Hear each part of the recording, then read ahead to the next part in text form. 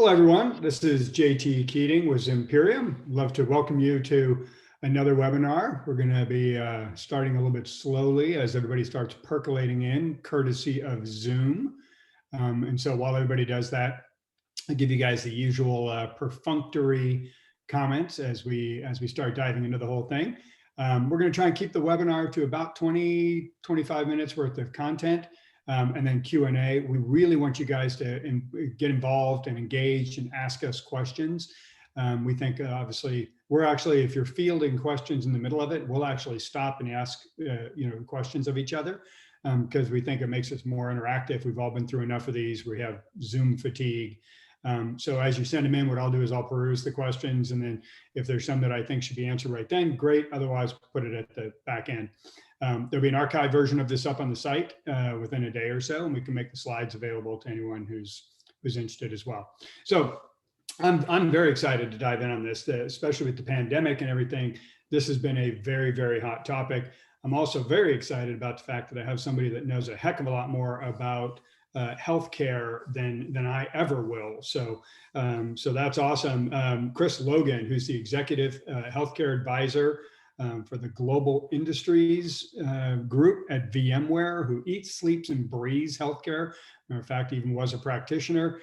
Chris is joining me, and so we're going to run through some stuff. So Chris, thanks for joining me, and thanks for helping everybody get a lot smarter. I appreciate the time, JT, and welcome everybody. Thanks for joining us. Perfect. So we're going to dive in, and we just wanted to reset because a lot of you folks probably signed up for this a little while ago. So just briefly, here are the things that we talked about on the landing page when you guys registered. Here are the three things we're going to hit. So obviously, the first thing we're going to talk about the top threats. But before we talk about the top threats, we actually want to start with what are the initiatives. And so Chris is going to kind of run us through what's happening in this pandemic world, and specifically, obviously, as it pertains to mobile. And with this new overnight shift in most industries, although I believe, and Chris will talk about this, some of these things have been a long time in coming in the healthcare space, even before the pandemic occurred. So Chris is going to talk about the initiatives, because until we have something to protect, there's no reason to talk about protecting it. I'm going to spend a little bit of time talking about the threats. And we're also going to talk about, okay, what's different in terms of how do we solve it on corporate versus personal devices. I will warn you in advance, if you are here for an in-depth, multi-slide barrage of product information, you're not in the right place. Chris and I are here to talk about the issue, the problem, the pain, the trends.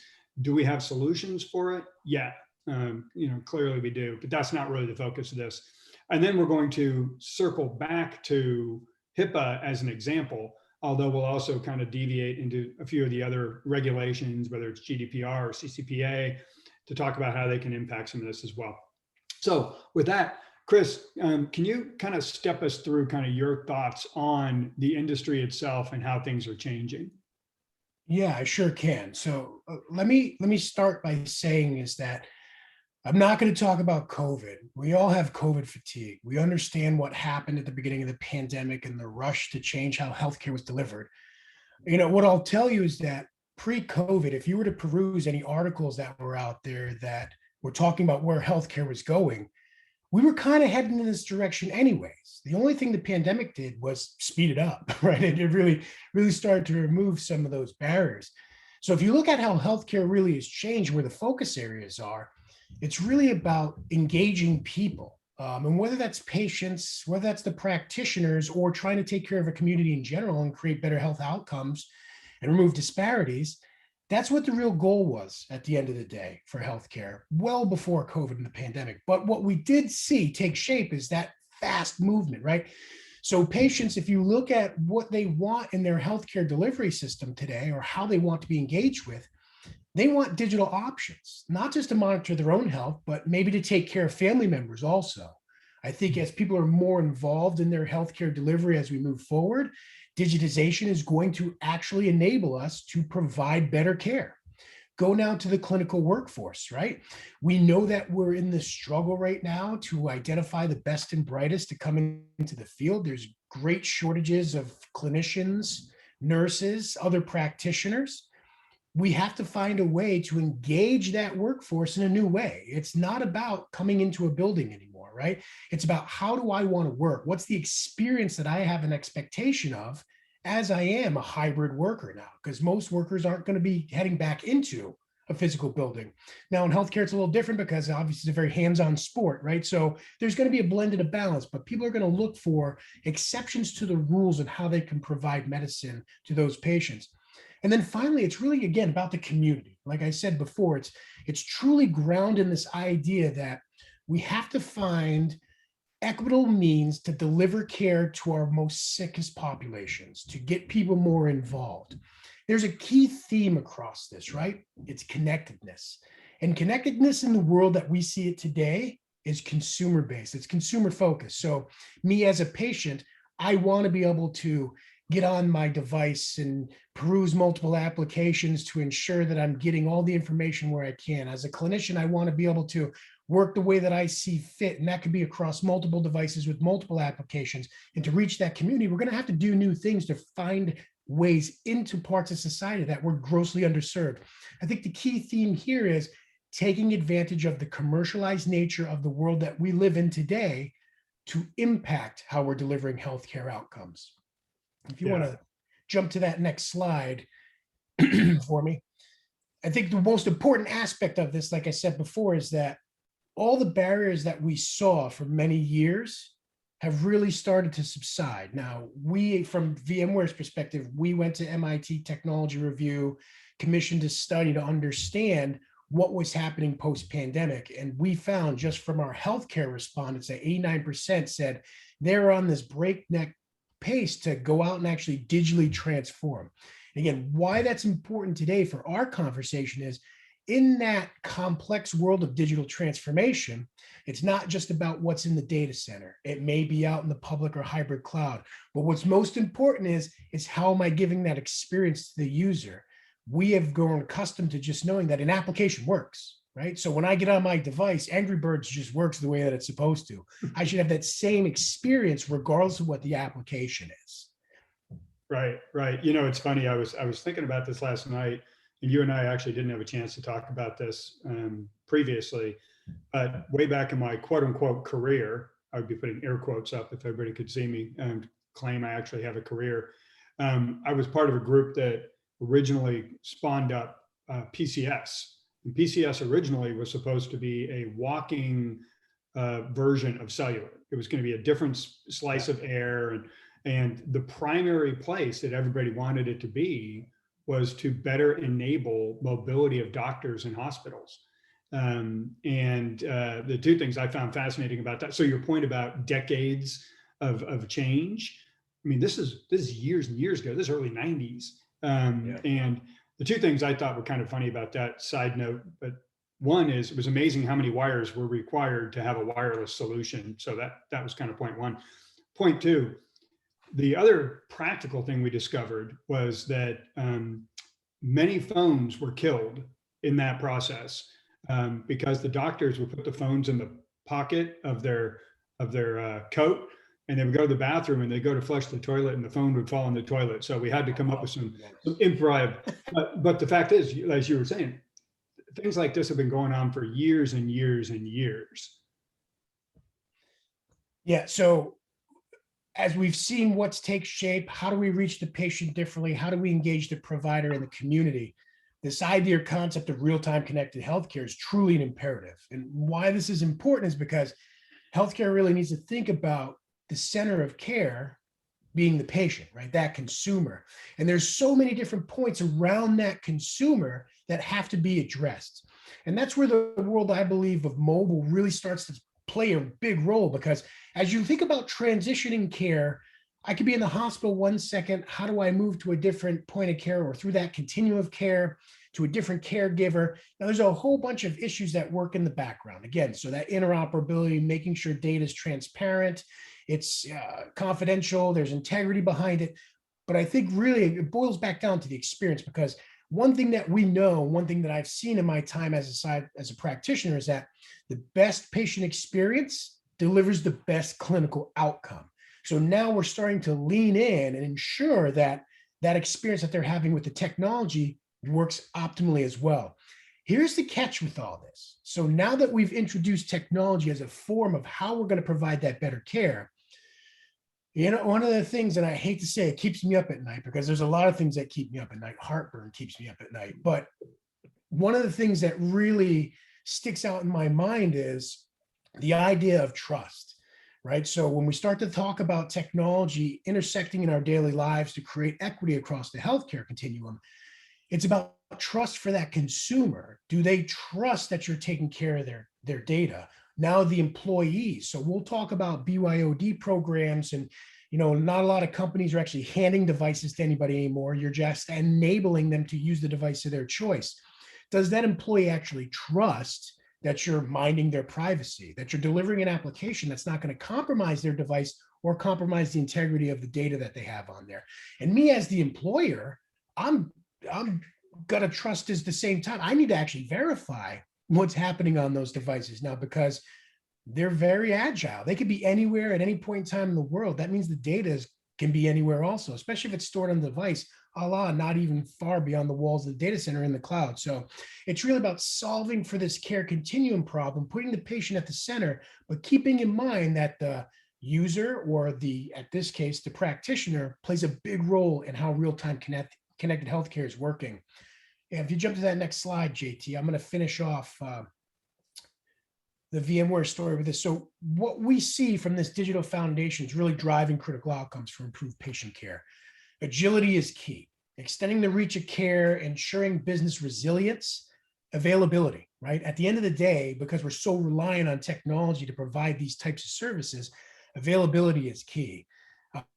Outcomes. It's not just about the clinicians and that experience. It's also about improving that patient experience. Like I said, we've seen studies that say better patient experience equates to a better patient outcome. You want to make sure people have an optimal experience so they just get better. Most people aren't in a hospital because they want to be there, or in a care center because they want to be there. They have something wrong trying to solve for that problem. I think the third pillar from VMware's perspective that's so critically important, again, is that trust. So how do we continue to protect healthcare brand and data, knowing that the evolution of how we're engaging with the consumer in healthcare and how we're enabling the caregiver has completely changed? And that's where I believe the world of mobile is so critical, because we want to create a workspace for people where it can be everywhere or anywhere, right? Give them the power to work the way that they see fit. So I'm going to pause there for a hot minute, and I'm going to hand it over to you, JT, to start to talk about this world where we're intersecting trust with that mobile platform.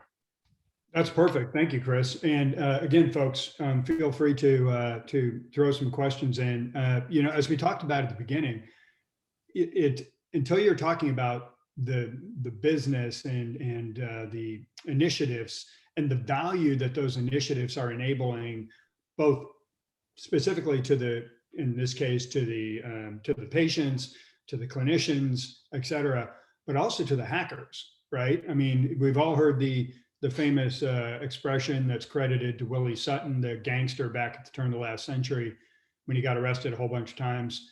And they said, well, Willie, when are you going to stop robbing banks? And he said, when you stop putting money in them, right? So the fact is, if there's something of value for an attacker, then they're going to keep finding ways to come after it. Right now, we're expanding that surface, as Chris was talking about. For decades, we've been inching out with patient data, et cetera, et cetera. Now these things are all the way out on the mobile devices that are enabling everything from telemedicine to patient apps like we were talking about. So we understand the initiatives now. So how are they actually being attacked? And how much of a risk is this really, right? Well, if you look at it, right now, you saw these are just some stats, right? The first thing is basically, 4 out of 5 people are working outside of the office significantly more than they ever were. We have a very active customer advisory board, includes a lot of healthcare companies, and we've been tracking this point with them. And the simple fact is, we're not going back to pre-pandemic. There's been too many lifestyle advantages, too many delivery advantages, like what Chris was talking about. So remote working is not going anyplace. Some of these same surveys said that mobility, of course, is critical to what they're doing. And then there's this one that gets back somewhat to what Chris was talking about a little bit, which is at least half of them have admitted that they kind of sacrificed security in the rush to get things out. Now, I personally think we're doing much better on that. Getting another healthcare example, there's a difference between a triage doctor and a plastic surgeon. When the pandemic hit, everybody was in triage mode. They had to rush. Now we've had enough time. We've seen that this is a new reality. Investments are being made. Chris, you were talking about trusting and verifying. It's amazing how many of the things we're talking about here are actually part of the buzzword du jour of zero trust, right? We're gonna have to look at what device is somebody on. We're gonna have to look at what their personal behavior is, and then we're gonna decide on the fly what we're gonna give them access to. But we're not gonna trust anything to start off with, right? So these are just some of the macro points that come with it. But what do we actually need? What are the risks? And who do we need to protect these initiatives that Chris was talking about from?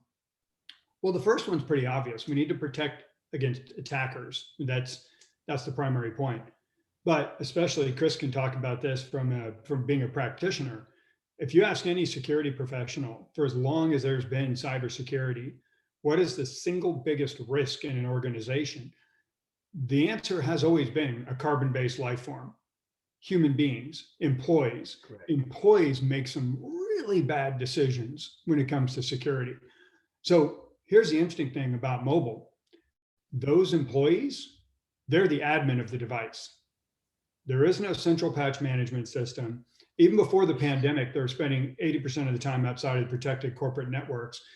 They decide what networks they're going to connect to. They decide what apps they're going to peruse and download, as Chris was talking about earlier, right? So we have to protect healthcare. I mean, and I'm sorry, but a lot of doctors can make, they think they know what they're doing, but they're almost always going to put their priorities on top of security, and they're just going to roll, right? So we need to protect against attackers. We need to protect against the employees themselves. So there are some time-tested security laws that have not changed in the world of mobility.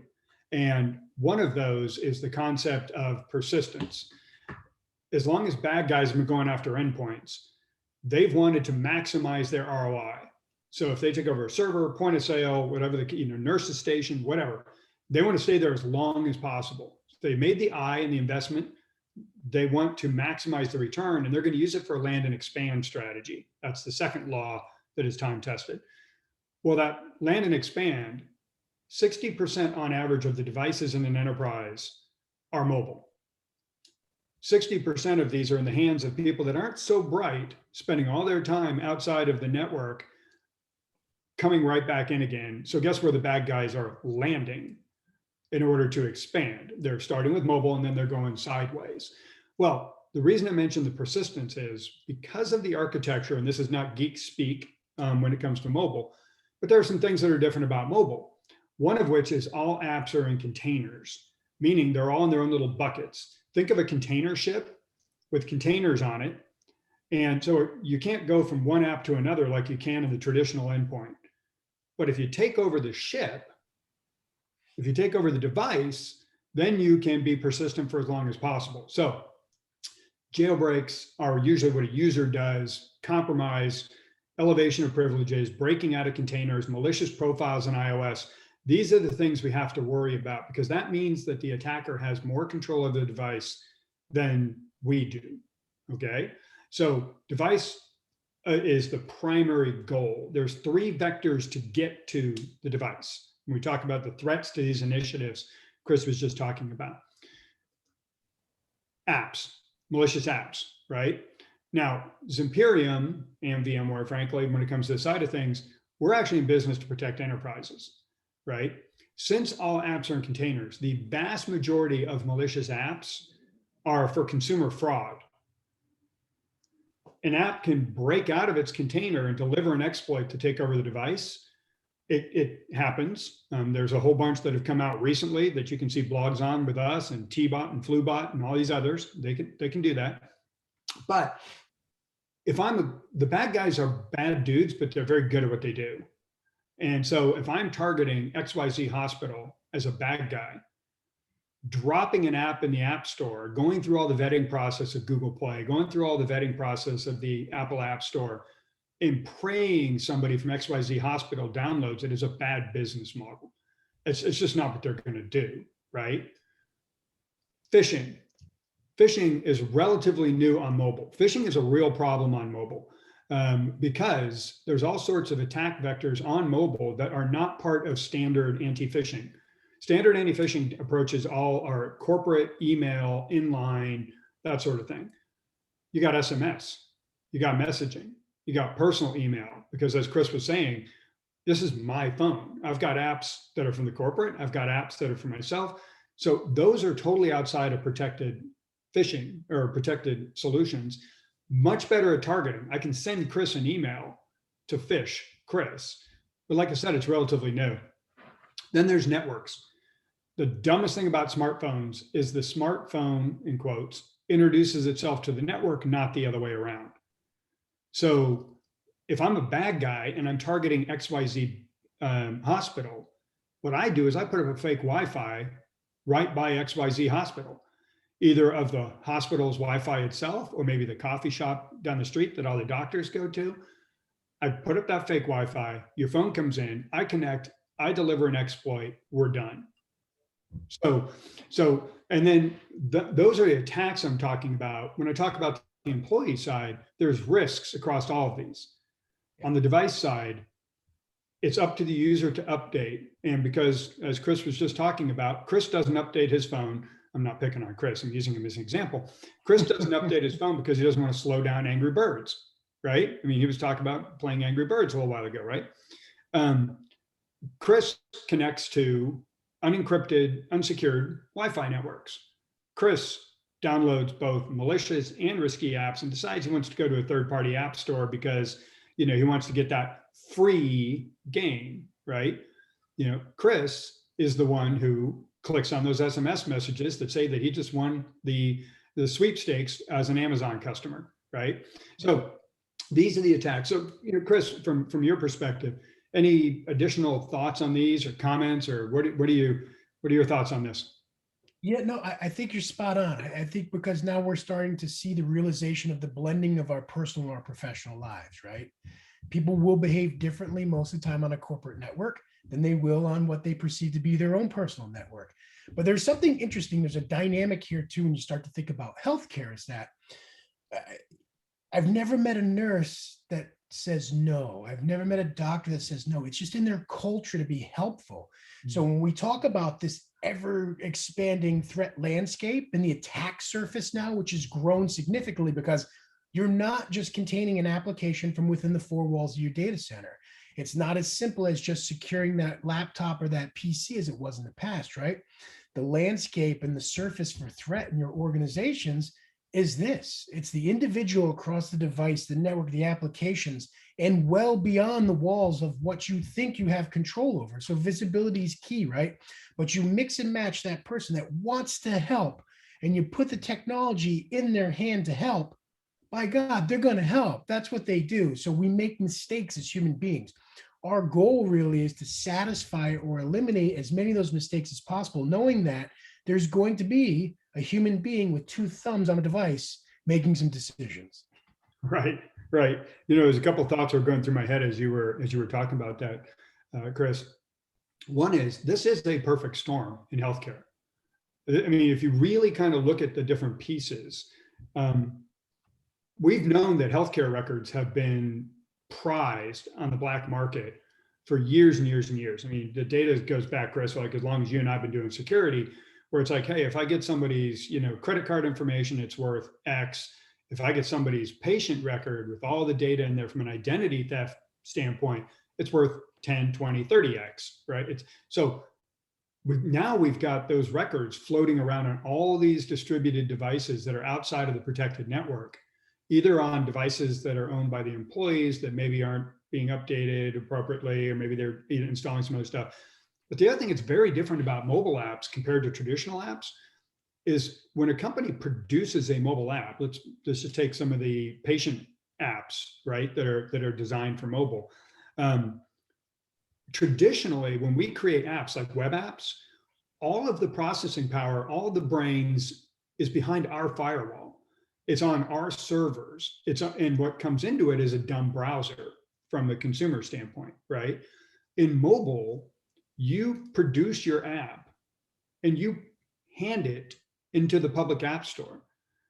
And then it runs on a consumer's device. You don't even run the processing device that app is running on, right? So it sets up a totally different dynamic. But the perfect storm, so you've got the records that are worth so much, highly distributed, users the admin of these devices, they're spending all their time outside of the protected corporate network, so it is a perfect storm for people going out. And briefly, neither Chris or I will ever tell you guys, hey, look, if you buy our stuff, you're magically HIPAA compliant. It's like anybody who tells you that, you should just walk away, right? It's kind of like when I was doing critical infrastructure in another company, and these guys are like, you be 100% NERC compliant if you buy our stuff. NERC is the electric grid requirement. Yep. And they would talk about these big fines, that everybody was having. Well, there's 10 different blocks of compliance in NERC. The one everybody's getting fined for was not cutting the trees back from the power line. So when there was a freeze that would fall down and take out the grid, right? It had nothing to do with cybersecurity. So this is just an example. You can check our site out. I know VMware's got some as well. There's zero logic behind if I have patient data sitting on a laptop or if I have patient data sitting on a tablet, that it's not the same from a HIPAA standpoint. If you have patient data sitting on a device, you need to adhere to the HIPAA requirements. This is just some examples of the specific endpoint security requirements for HIPAA. We will not bore you. We will not read them all. Like we said, they're on the site, or you can provide it. But the fundamental point is an endpoint is an endpoint is an endpoint. One of the reasons we love working with VMware, and we'll talk about briefly here just to wrap up kind of how some of this stuff comes together, even though it's not a product piece, is that VMware, Carbon Black, does a great job of protecting traditional endpoints. We protect mobile endpoints. All that data comes into Workspace ONE Intelligence so that you actually have a 100% view of all of your endpoints for things like this. So, Chris, any other comments on HIPAA or any of the other compliance regulations? No, I think you hit the nail on the head. I think you need to find a partner that helps you address these, but realize first and foremost, most of these requirements are about people and process out of the gate. So once we establish a baseline for people and process, backfilling the technology to ensure you're being compliant is going to be critical for any successful compliance program. And I think visibility is key. In every single compliance mandate I've ever seen, it's about visibility. So being able to unlock the potential and see what's actually taking place across all these platforms that you're trying to deliver a service to is astronomically important to create for your baseline for what your security program should be. Yeah, I agree 100%. The other recommendation I always make when it comes to these compliance mandates, and it's one of those things that people don't always talk about, but an awful lot of security solutions are bought to meet compliance requirements only, right? I always suggest flipping the model a little bit. Don't just check the box, secure the box. You can take advantage of the fact that there's budget there, but actually improve your security posture. Don't just go, whoa, check, right? And be off to the races. We said that this was not a product thing. I'm literally going to spend 1 minute on this. How does Zimperium fit in? And then Chris is going to finish up with how it all comes together. We actually are the guys that detect all of the threats on mobile. And we work with Workspace ONE from a UEM standpoint to then take action. So we'll pull in the groups that are already part of Workspace ONE. We'll do the detection, and then they'll take action. We're the smoke detector, they're the sprinkler, as an example. So we detect those device network phishing app attacks and risks. We do it on iOS, Android, and Chromebooks. We've seen a lot of Chromebooks that have been coming out that have been used for different applications in the healthcare space. And then we also have a solution. The average device And Chris again was talking about perusing the App Store and seeing what kind of new game for us to download or whatever the case may be. Oops, sorry, just popped over there prematurely. The average device has 80 apps on it. So the malicious apps will be detected by our core capability, but we also need to give visibility into, are there apps that are on your device that might be sending traffic someplace that you don't want it to go, for instance. So the advanced app analysis will analyze all of the security and privacy risks of the apps that are on there to see if there's a potential little side door you didn't even know was there. So a key to what we do is we do all our detection on device. And there's a whole bunch of reasons for that, including the bad guy owning the network sometimes. But one of the two of the benefits of it, one, you can operate on any cloud. We believe you should operate in the environment that you guys have set up, not that we need you to operate in.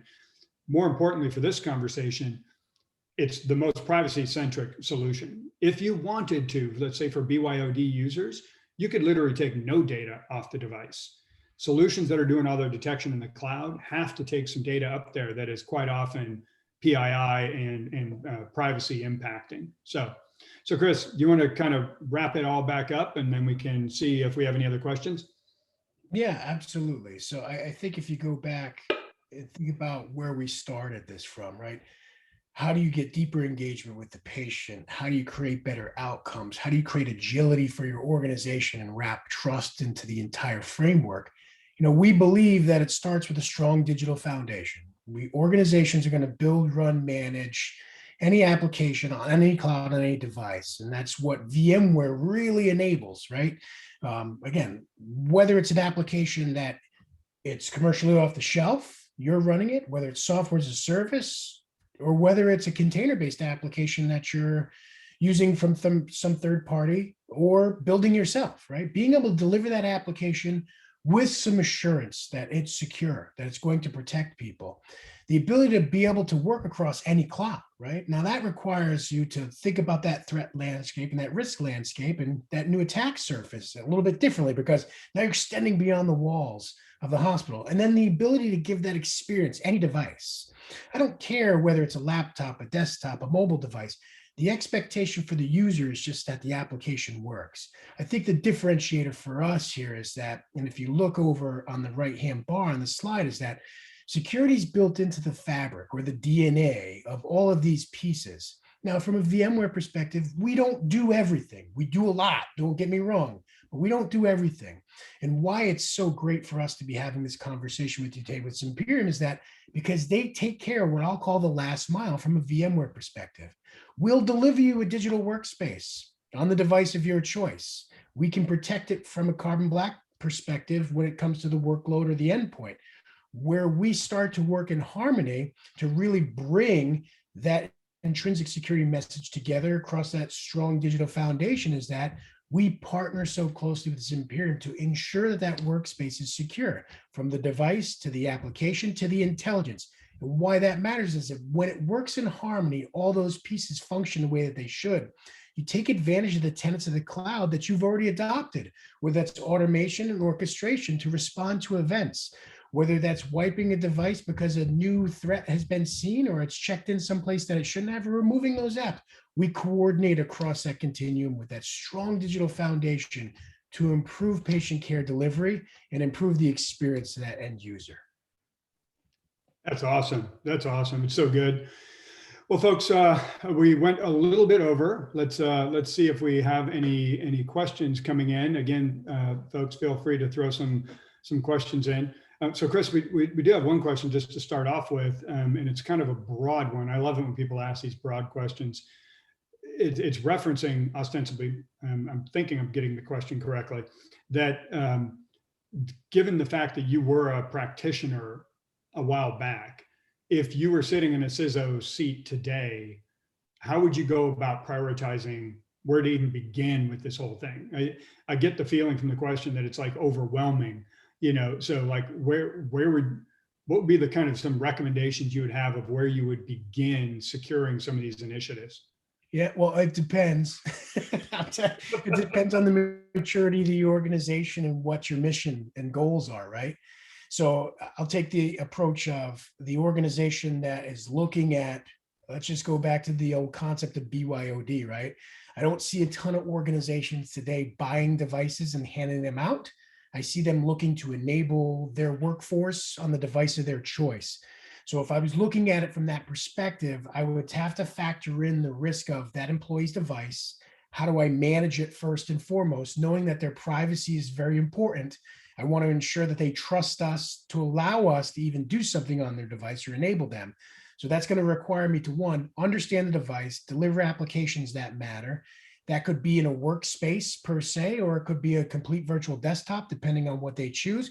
But I also need to balance the risk of the device itself. So understanding, is it up to speed? Is it jailbroken? So there's two sides to this coin. I got to be able to manage some of the fit and functionality of the device. And at the same time, I need to enable that user to do their job on the device. So I would look at it from that lens of delivering a world-class experience and removing the risk from those two areas. And that's going to require you to think about, not just from a compliance perspective, like what JT was talking about, because I think security applies to compliance as compliance applies to security. You're going to want to make sure, one, that you're remaining compliant, but enabling that user. So you're going to have to look at it about how the experience falls for it and what your response is going to be should something go awry, knowing that you have to take into consideration that user. So it's going to boil down to, what is your policy, what is your procedure, and then the technology that's going to backfill how you satisfy those needs.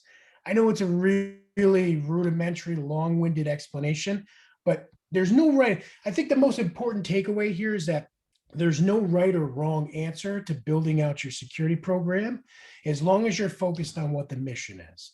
And if that mission means we got to go this way, you need to be agile in how you deliver that service, but you need to also understand the full threats and the full risks to delivering that technology service. So it's really on you to get in there and fully understand and grapple with what you're trying to accomplish, and then putting that plan in place to get it accomplished.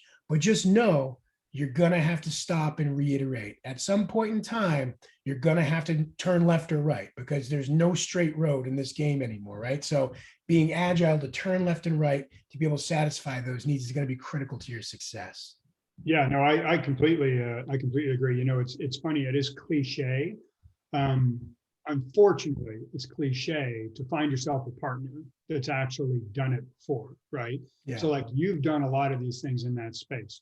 We've done a lot of things. And, you know, so for instance, we have some customers that let's say even using apps they deliver out to end users, we can actually put our engine that detects those 4 attacks directly inside of mobile apps. It's one of the things we do. You can assess the situation on that consumer's device and then determine whether or not you're going to enable certain things to occur. If you find that that device has been compromised, you might not allow patient data to be delivered to it, for instance, right? So, but I would strongly suggest you talk to folks like us, because we actually like talking about the problem and how would we suggest solving the problem. And then, oh, by the way, yeah, eventually we can get to the product part, but we've experienced with a lot of customers what to do. So we have one other last question, and we're going to wrap up here. And the question, I'll take it first, and then Chris, you can add on if you'd like. The question was, how do you actually remediate when you receive the MIDM threat log? MIDM, again, for folks that are relatively new, that's man-in-the-middle attack. That's when an attacker actually controls the network. And it's a great question. Thank you for asking it. There's 2 answers to that question. For us, when you look at the various different threats from device, network, phishing, apps, et cetera, in our console, by the groups that we work on from workspace 1, we'd say, okay, here's a group of doctors, here's a group of nurses, here's a group of traveling, physicians, whatever the case may be. Whatever the groups happen to be, we set policies for each one of those threats when we determine them, right? When we detect them. So when it comes to network-based attacks, the first thing we can do is we can actually take local action directly ourselves as Zimperium. We can terminate the network access. We can do some things directly on the device, or we can have UEM actions where it could be, anything from wipe the data off the device, et cetera, prior to coming back. So once we receive that threat data, we can either immediately take care of the network ourselves, or we can handle over to the UEM and have them take some additional actions that only, because one of the things that on any given mobile device, you can only have one Uber app. Since all apps are in containers, you can only have one super app. And that super app is the MDM or the UEM. So Workspace ONE has a lot more capabilities because that is the UEM on the device, for instance. So Chris, any other comments on that, or? No, I think you hit it perfectly. I think what this boils down to, again, we kind of touched on this in the beginning, this idea of zero trust, right? The zero trust architecture. You, being the provider of those applications to said device, should know exactly what applications are being served up. And that's the beauty about Workspace ONE, is that it's basically that container to deliver those applications that you've approved. Now, taking the additional actions based upon notifications that come in and the intelligence that comes in.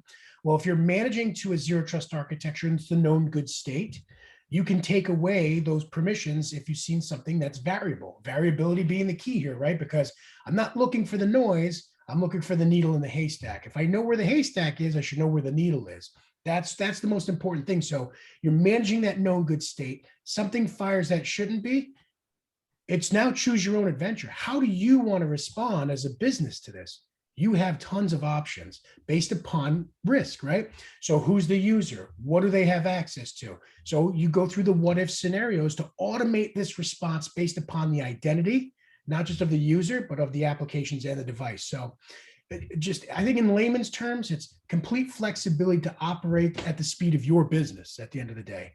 Right, absolutely. And again, an advantage of the on-device detection is we can actually do all of that stuff. Right. You know, if the first thing the bad guys do when they have a bad network is they cut off access to the cloud in terms of detection. So the first thing you need is something that can still detect and be persistent on the device. Then you can take additional actions. Well, Chris, thank you very much. Really appreciate it. Thank you, everybody, for staying with us. We actually went a few minutes long, but hopefully that was good for everybody. Once again, the archive version will be up on the site. And if there's any way that we can help you guys, feel free to reach out to us. So Chris, thanks again. Really appreciate it. Look forward to chatting again soon. Thanks, JT. Thanks for having me.